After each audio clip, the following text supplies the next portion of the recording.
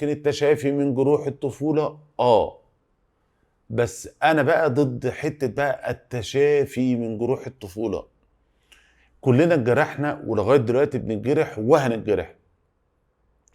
فانا امي ما رضعتنيش او ما اهتمتش بيا، فانا هروح اجيب ببرونة عشان اتشافى من جروح الطفولة. انا امي ما كانتش بتحضني، فهاجري اقعد احضن فيها قوي بزيادة عشان اتشافى من جروح الطفولة؟ ولا انا كبرت خلاص هشوف بقى محتاج دلوقتي الابديت هنا بقى، محتاج هنا فيتامينات هياخد، محتاج غذاء صحي هياخد، محتاج ان انا اكون في علاقة صحية يكون فيها تلامس جسدي هعمله.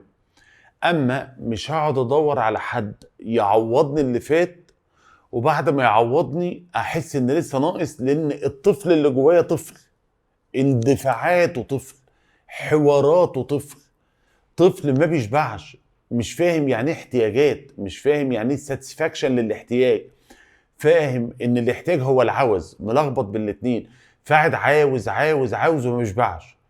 وممكن يرضى بقليله وفجأة يطلب كتيره، هو مش محدد، هو عامل كده.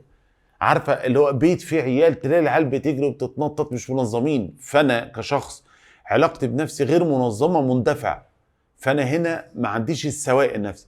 لا أنا كبير، فالكبير بيتصرف ككبير، يشوف إيه اللي ناقص الكبير في الوضع ده، مش الكبير كان فايته وهو صغير. خلصنا ده وعملنا ده وتوكلنا على الله، أنا قاعد بتطور.